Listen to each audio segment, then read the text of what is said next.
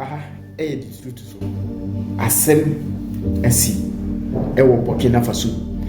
Asɛm asi Burkina Faso ne sɛ Captain Ibrahim Traoré, the president of Burkina Faso, ɛde aba bɛto dwa sɛ free ndɛ dadua yi a mene mo kasa yi free ɛndɛ ɛde kɔpem sɛ Yesu bɛba, there will be no more election in Burkina Faso.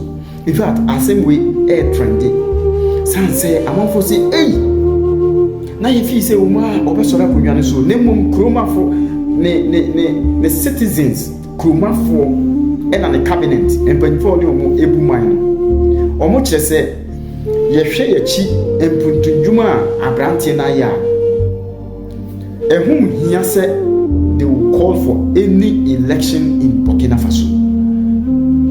ECOWAS for ɔmo to hyehyɛ ɔmo brutal west and east ɔmo ho hyehyɛ ɔmo aborɔfo yi yɛda yɛntumi na ɔmo adwe ho ama ɔmo ti ayɛ hyehyɛ ama odi tase ne aduane si ɔmo pampamu abɛpɛ sanse sɛ abrante ebedi akonnwa no forever and ever there, which means Sahel state hɔ deɛ obie ni hɔ a wetumi akɔ hɔ for benefit mekyerɛ gold, minerals, manganese, whatever, uranium and the rest. Enti no baabi asɛm na akeka mpa goduru no deɛ kromofoɔ se yɛpɛ papa no forever and ever mo mfira akonnwa no so yɛntie asɛm no emu kyerɛkyerɛ mu ɛwɔ ha.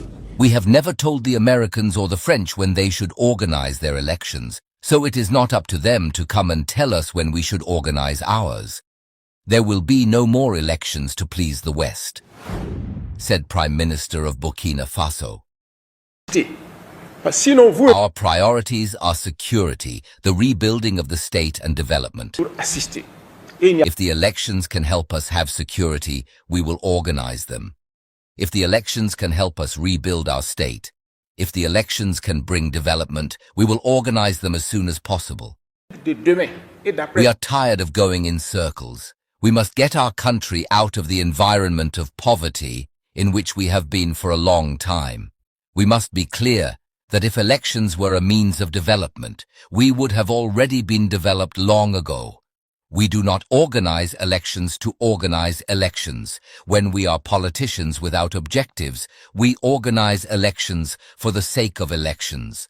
We are not politicians. We are men with a mission. We came for a mission. It is to secure our territory, rebuild our state, and develop our country.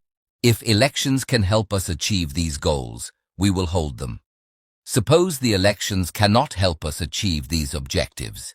In that case, we will suspend them until we are ready, said May Apollinaire Kayelem of Tambela to the technical and financial partners during this meeting between the Burkina Faso government and its partners.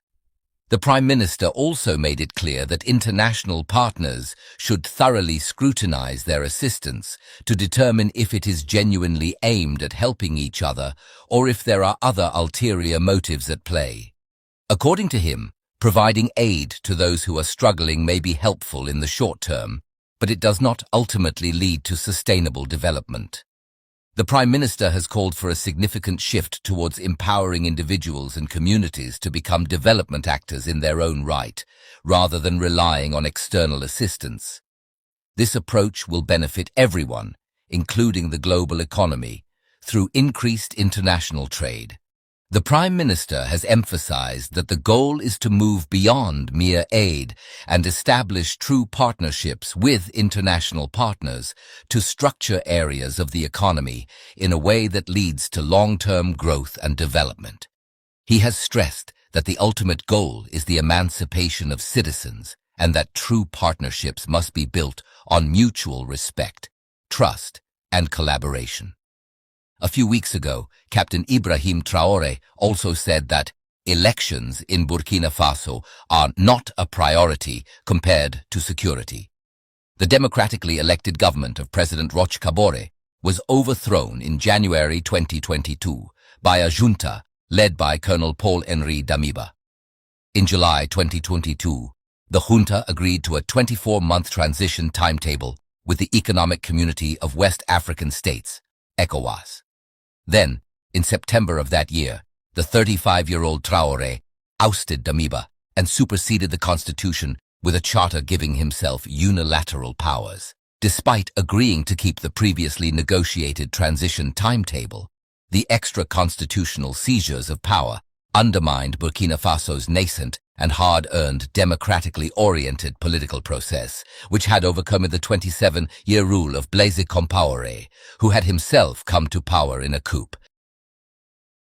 After mass protests in 2014, Kaboré's subsequent election in 2015 was by far the most competitive Burkina Faso has ever held, ushering in a series of reforms. Among these were gains in building a culture of military professionalism and adopting a comprehensive national security strategy.